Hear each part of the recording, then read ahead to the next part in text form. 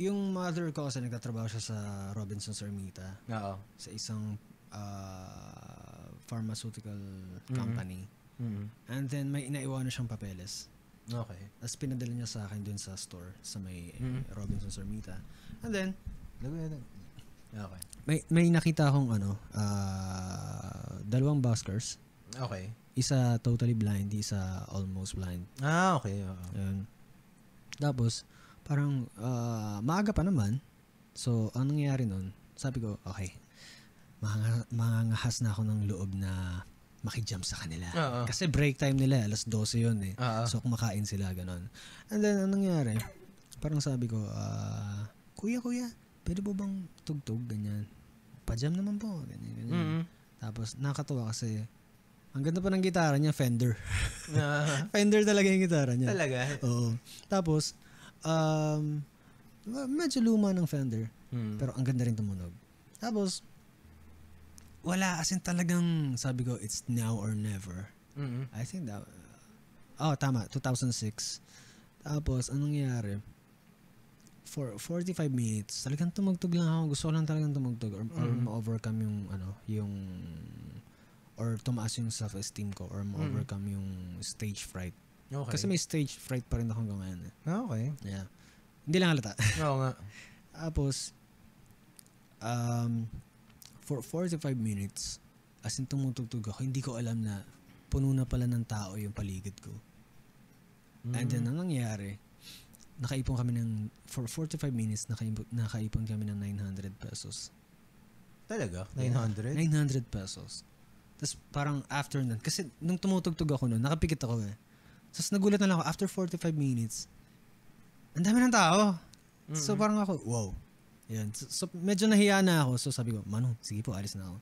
Tapos yung asawa niyang almost blind, sabi niya, hati na tayo dito, ganyan. Sabi niya. Tapos nagkulitan kami na, sige po, okay lang. Tapos parang, siya, hindi, ikaw gumawa niyan. Sige po, okay lang. Nagkulitan kami. Tapos, ang sinabi ko na lang po, uso nun dati yung McFloat eh. Mahilig pa ako sa McFloat nun. Ngayon, hindi na, sugar. Sugar. Tapos, sabi ko, sige po, pahingin na lang 25. Pang McFloat. Pang McFloat. Kumbaga parang yun yung reward ko sa sarili ko. Tapos, parang sabi ko, parang, ang saya sa pakiramdam nun ah. So, uulitin ko ulit. Doon ako nag-start mag-bask. No. As in, Luneta, Rizal Park, Ermita, QC Circle. Tapos ang gitara ko pa ng lumanog. Tapos wala akong amplifier. As in, tapos, dati nung hindi pa masyadong maraming building sa BGC. At wala pa siyang permit doon. Nagpabask ako sa BGC. Tapos nung nag-start siya na magkaroon ng permit, parang sabi ko, hindi naman to regular job eh. Oo nga, no? Parang ang corny, di ba? Parang gusto pang kutongan. Parang ganun ang naiisip ko eh. Parang kailangan makutogan ko ng hype nito. Actually, sa Quiapo, ang pinaka-memorable kong busking sa Quiapo 2007, ayun yung pinaka-favorite ko. Talaga? Quiapo. Kasi hindi pa masyadong magulo. Although, common misconception sa Quiapo, magulo. Na bigla kang hahablutin ng ganyan. Pero nangyayari yun, pero hindi naman lagi. Oo. Nangyayari yun. Like yung misconception sa Tondo na magulo daw. Pero parang, mas magulo pa nga sa QC. So, ayun, 2007 Quiapo, tapos sa Recto, yung underpass sa Recto. Ayun, super. Feeling ko doon ako nahasa. Kasi talaga, gaano ka kadalas mag-busk dati? Dati, siguro mga 3 times a week. Wow. Yeah, tapos naglalagay ka rin nung talaga pang collection. Hindi ko alam kung ano yung nilalagay ko. Hindi naman lata. Hindi. Meron akong fisherman's hat. Okay. Before, as in, malaking fisherman's. Yung iba nilalagay yung guitar case. Wala akong guitar case. Okay. Actually, nung dinadala ko yung gitara, wala akong case na kahit ano. As in, hawak ko lang siya. Hawak mo lang. Naalala ko yung gitara ko nung blue. Okay. Lumanog siya na blue. Tapos ang string ko pa nun, Mariposa. yung isa pang version. Mariposa nga ba yun? Basta M yun eh. M din yun eh. Maharlika? Hindi, alam ko Mariposa nga. Mariposa. May Mariposa. Yung Mariposa yung maganda eh. Oo. Yung isa, basta M din siya eh. No, nalimutan ko na. Basta. So, ayun. Tapos parang sabi ko, kaya to. Tapos parang medyo nangawit ako. Doon ako nag-shift sa sa nylon strings. Okay. Kasi hindi ako agad nababalian. Although super effort lang ikaskas or istrum. Kasi mahina yung nylon eh. Diba? Mahina yung nylon. So parang for 2 years, nag-rely ako sa nylon strings. Pero pang steel yung gitara. Oo nga. Mahina nga yung nylon. Kaya hindi ko natripan yung nylon gitara. Feeling ko nga, doon din ako lumakas mag-strum eh. At sobrang makaskas. Kasi kailangan kong lakasan eh. Saka, hindi ako into funk. Pero naging funk ako dahil sa nylon strings, sa acoustic guitar na pang steel. Tapos, ang dami din eh. Kumaga parang, yung mga ideas ko, parang nililid ako dun sa kung ano yung gusto kong gawin sa buhay. Which is, yun yung naging trajectory ko. Marami kasi mga nag-discourage sa akin before na manap ka ng tunay na trabaho. As if hindi Magkano kinikita mo nung mga panahon na yun sa isang labas? Busking, hindi naman laging okay. Minsan, ang pinakamababa ko, 45 pesos. 45? Pinakamataas? Pinakamataas siguro mga lagpas 1K plus. Oh, okay. Mga ganon. Tapos nagugulat na lang nanay ko, ba't may pera ako? Oh, not bad, di ba? Saan yung 45 pesos? Saan mo ginawa yun? Hindi ko na maalala eh. Super tagal na. As in, tapos, yun nga, kasi, ang nangyayari sa akin before, kapag, like for example, uso nung kasi yung endo eh. Okay. Like sa fast food, may endo. Sa, kapag salesman ka sa, dun sa mall na yun, may endo. Kumbaga, tapos call center, may endo. So, parang, on my free time as unemployed. Ayun ang ginagawa ko. Busking, sulat ang kanta, tapos ito, ganyan, blah, blah, blah, blah. So, parang, yun yung naging transition ko until, parang, yung best friend ko, si Earl, mas nauna sila actually magpunta ng mga gigs ng mga banda, ganyan. Ako kasi parang, layo eh. Sobrang tamad ako sa mga malalayo. Pero sipag ko maglakad. Ayun yung pinaka nakakatawa sa akin. Tapos, ayun nga, parang nunod na sila dati ng typecast, ganun. Tapos, dun ako nagka-idea na mag-enroll sa TUP, okay. Sa Manila. Kasi meron dun Nescafe Sound School. Gusto ko talagang tumugtog sa banda. Tapos sila yung kabanda ko. Sila yung unang naging kabanda ko, si Earl. Talaga? Si Earl tsaka yung kapatid niya, si Siron. Oo. Ayun. Si Siron bassist, si Earl drummer. Okay. And parang, yung unang naming banda, Melovor, yung pangalan. Kasi parang Melovor, Melody Eater. Kasi ma-melody talaga kasi yung mga kantang sinusulat na. Tapos, ayun, hanggang sa may mga nagme-message na uso na nun yung yung Facebook eh. I think mga 2008. May mga nagme-message na sa amin na, sali kayo ng Battle of the Bands. Ganyan. Tapos, wala, jam lang kami ng jam. Hindi namin alam yung concept ng Battle of the Bands before. Well, alam na namin yung ganun pala. Pero, hindi yung to the point na sa bar. Ang alam lang namin, school. Okay. Yun, so parang... okay. Gets. Tapos hanggang sa seryosohin na natin to yung banda na to. Ang nangyari kasi, since working student sila Earl, noong mga panahon, ako, nag-stop ako ng studying eh. Kumbaga, first year college lang ako eh. And then, yun nga yung namili ako kung ano yung gusto ko sa buhay, kung music or tutuloy ko yung programming. Siyempre, music. Yun na yung gusto ko eh. Kumbaga, parang sabi ko sa sarili ko, gusto ko yung pagagising ko sa araw-araw. Gusto ko yung ginagawa ko. Oo nga. Diba? Although okay naman sa programming, pero ayoko sa math eh. Ayoko sa numbers. Ayokong makulong sa cubicle. Ayun yung idea ko before. Kaya hindi rin ako tumagal sa call center. Ayan. Tapos, anong nangyari? Ayun nga, hindi naging available sila Earl yung araw ng Battle of the Bands. So, nakakuha ko ng ibang members. And, well, okay naman sa kanila.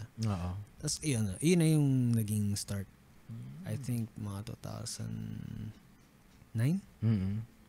Nakalimutan ko na eh. Oo. So, ayun. Tapos, nagigig na rin ako as solo, as yun nga, Ramiro.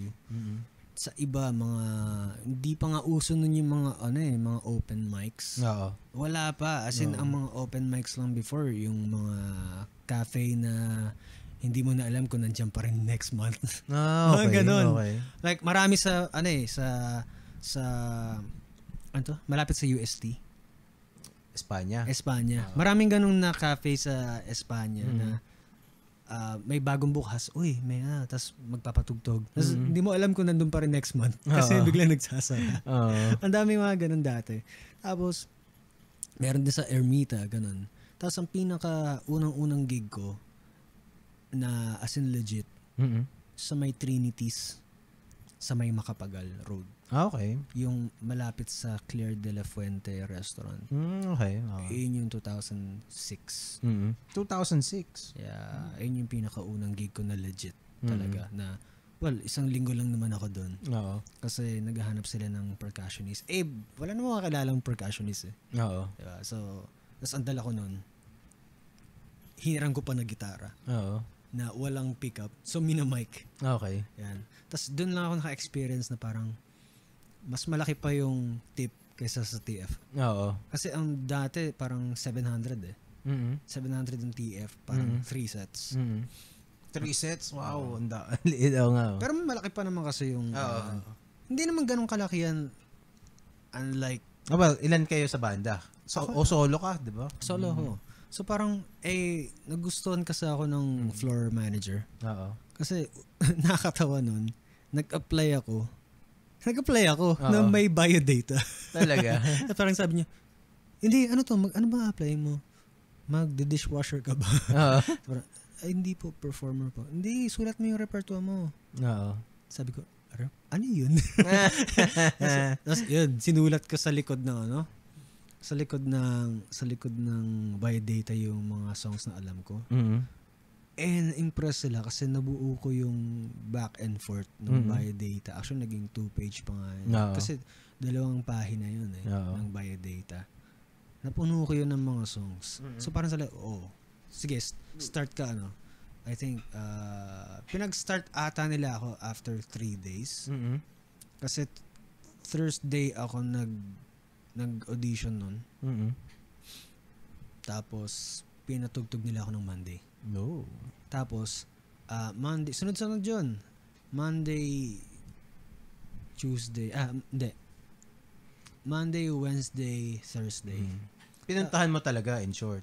Yeah, as in, ang pera ko nun, 50 pesos. Talaga. As in, magkano ang inaabot ng tip sa'yo? Nakakatawa. Ano? Ang TF ko, 700. Ang nagiging mga tips sa akin, umaabot ng 7,000. Wow! Bakit ka umalis dun? Wala akong kakilalang percussionist eh. Paano walang kilalang percussionist? Kasi yung Thursday na yon, yung last na tugtog ko na yon, sabi nila, uy, maghanap ka ng percussionist, yung kahon. Sabi ko, kahon? Ano yung kahon? Hindi ko naman alam yung kahon eh. Hindi ko alam yun dati. Hindi ko alam yun. As in talaga. Tapos, wala ka mahanap na nagkakahon. Wala. As in wala talaga. Hindi ko pa naman, basta ganon. Hindi ko pa naman alam na nagda-drums po si Earl. Oo. Tapos, anong nangyari nun? Sabi ko, walang kakilala nagkakahon eh. So, sabi ko na lang na parang, sir, hindi na po ako ganyan. Nakikitext pa ako nun kasi nagkaroon ako ng cellphone, parang wala na ako sa college eh. Oo. Ayun. Tapos, ayun nga, ang pinakamalaki kong TF, umaabot ng 7K. Ayun na, nagugulat yung nanay ko, nakakabili ako ng DVD. Oo. DVD, tas pang groceries, mga ganun. Parang, tas wala siyang, hindi naman siya nagtatanong kung saan nakuha. Alam niya naman hindi ako bulakpol. Kasi taong bahay lang talaga ako. Kasi yun, hanggang sa naisip ko na, yun nga, nung after ko mag-college, yung first year lang ako, naisip ko na, tutuloy ko ba to? Kasi every semester, tumataas yung tuition eh. Diba? So parang ako, ano ba yung something na pagkagising ko sa araw-araw? Okay ako. at maganda yung gusto ko siya gawin sa araw-araw. Sakto, hawak ko yung lumanog ko na nylon strings. Oo. Sabi ko, game. Diyan na nagsimula. Well, yun ang isang yun ang first step kasi. Parang meron kang idea kung ano gusto mong gawin. Pero yung to actually go out and ask na mag-a-apply ka, 'di ba? Yeah. So, yun ang isang pinaka-importante sa lahat ng endeavor na pwede mong gawin sa buhay mo. Ang pinaka-importante minsan is just to start. Kung pwedeng mag-fail ka after Tapos and then you just ititweak mo lang, pero kailangan mag-umpisa ka. Pag hindi ka nag-umpisa, wala na. Walang kumbaga parang merong iba kasi na may delusion na parang lalo na kung artist, whether musician or artist na illustrator, parang sobrang galing ko. I deserve the best na offers, 'di ba? Kumbaga kailangan hindi ka pa nga napapatunayan sa proving grounds 'di ba? So kailangan pakita mo muna, pay your dues.